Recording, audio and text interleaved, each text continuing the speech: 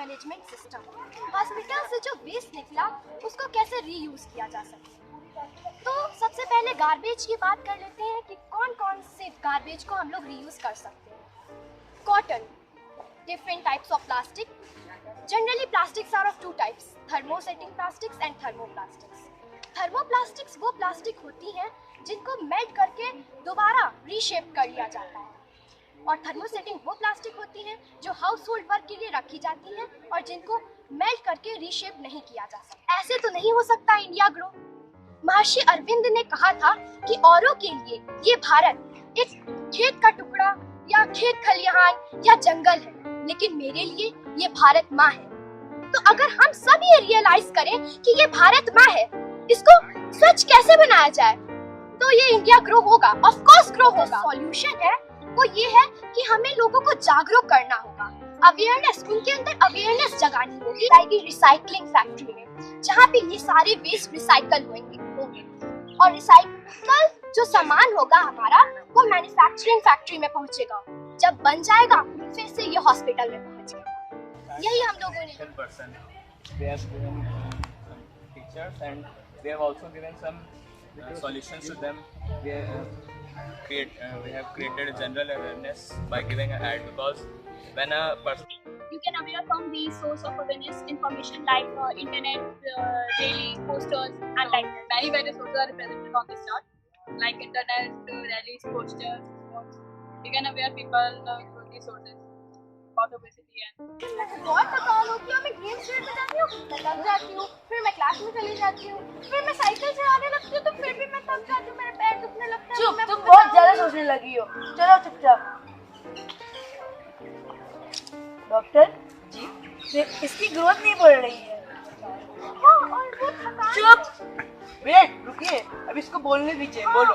हाँ doctor uncle, वो मैं ना आजकल बहुत थक जाती, पहले तो मैं बहुत भागती थी, लेकिन अब मैं भाग ही नहीं पाती और मेरे फ्रेंड्स को कह रहे हैं मैं पतली हो रही हूँ, मुझे लगा मुझे आपको बताना चाहिए। ये बहुत ही सीरियस प्रॉब्लम हो सकती है, आपको इसे पास की पैथोलॉजी में टेस्ट करवाना चाहिए।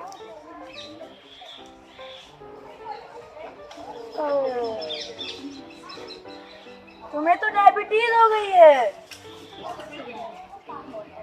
और मीठा खाओ, बताया था घर पे। Lack of knowledge is not good. We are all confusions as a good solution, sir. बताना चाहिए कि ये ऐसी बीमारी होती भी है, इसका सलूशन कैसे होता है।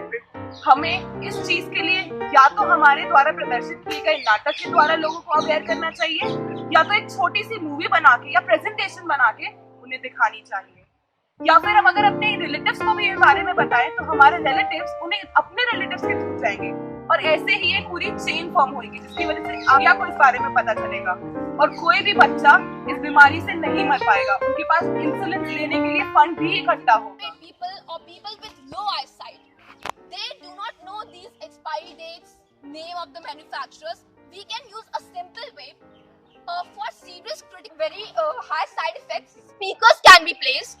In this case, if speakers are placed on a medicine, we take out a medicine which is expired, a noise will come, just a beep sound will come, which can alert the user.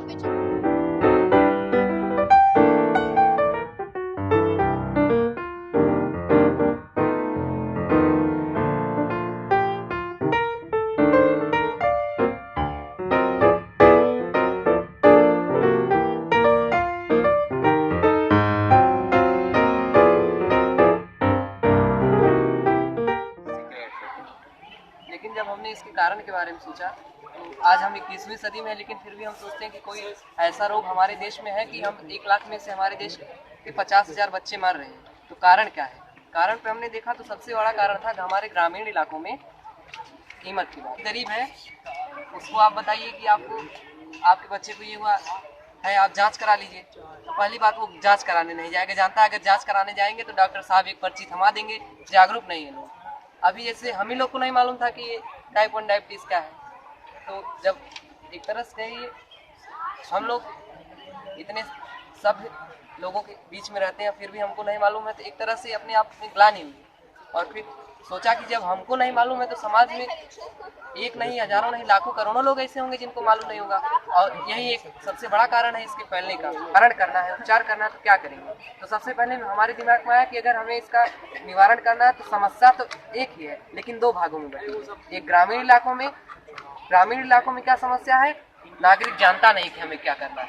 शहरी इलाकों में क्या है, जानता है लेकिन एक तरह से नज़रअंदाज करता है। शहरी इलाकों में से जैसे हम देखते हैं कि अधिकतर जो शहरी इलाके के पीपल होते हैं वो शिक्षित होते हैं और सभ्य होते हैं। तो इस समस्या को, और आजकल तो जो सोशल मीडिया आ गई हैं तो देखने को मिलता है कि बस वो स्क्रीन टच मोबाइल और सोशल मीडिया ने आदमी को आज इतना एक्टिव बना दिया है कि सोशल मीडिया के माध्यम से, फेसबुक और व्हाट्सएप के माध्यम से हम इसको बहुत ज़्यादा अवेयर कर सकते हैं। ऐसी चीज़ हो जाएगी तो लोग, अगर उनके पास आस पड़ोस में कहीं किसी को ऐसी प्रॉब्लम होती है, समस्या आती है कि उसको ये समस्या हुई, इससे संबंधित लक्षण है, तुरंत वो बताएंगे कि भाई हमारे उस पर तो ये मैसेज आया था कि इससे ऐसा होता है और ये बीमारी है, डॉक्टर से मिलिए।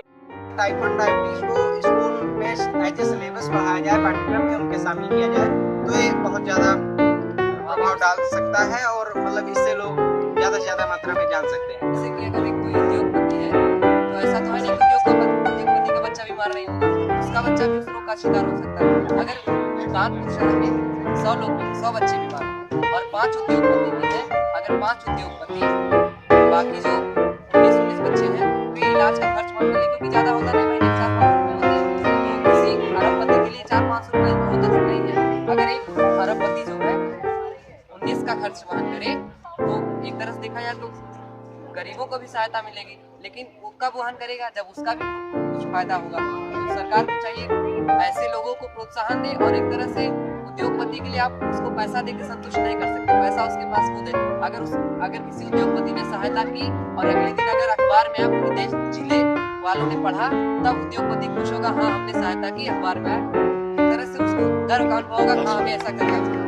हम लोग अधिकतर कार्यक्रम करते हैं तो यातायात नियमों से अवगत कराते हैं कि अपने फादर को स्टूडेंट्स बताएंगे कि हेलमेट लगा के जाना है, कार में बैठे सीट बेल्ट बांधना है। तो इस तरह के अगर हमारे यहाँ डॉक्टर्स या जो समाज के लिए जागरूक हैं वो इसके बारे में विद्यालय में आए और बच्चों को बताएं, डॉक्टर्स जो हैं या जो इसके लिए जानते हैं वो विद्यालय में बच्चों को बताएं और बच्चे फिर अपने घर पे बताएं, क्योंकि समाज का सर या राष्ट्र का जो सबसे बड़ा कारक होते हैं वो बच्चे होते हैं। ग्रामीण इलाकों के लिए 2 कारक मुख्य है।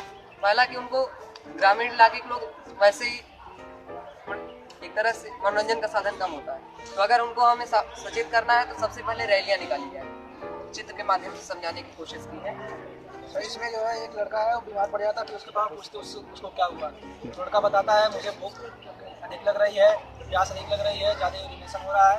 तो अगले दिन उसके पापा जो है उसे डॉक्टर के पास ले जाते हैं। डॉक्टर उसे कहता है, लक्षण बताता है कि इसे लगता है टाइप 1 डायबिटीज हो गया है, उसे इंसुलिन देके घर भेज देते हैं। अगले दिन जो है जब बच्चा घर जाता है फिर बीमार पड़ जाता है, फिर जो है जब बीमार पड़ता है तो ऐसा बीमार पड़ जाता है फिर वो दोबारा बिस्तर से उठ नहीं पाता और बिस्तर पे ही उसकी निधन हो जाती है। परिवार सॉन्ग मनाते हैं, फिर जो है जाकर उसे जगा देते हैं। तब जो है उसके स्कूल के जो बच्चे रहते हैं वो रैली निकालते हैं जो है शहरों में जाके कि हाँ इससे हमें जागरूक होना चाहिए और जो है जनता को बताना चाहिए कि इसके लिए अधिक से अधिक फंड जमा करें।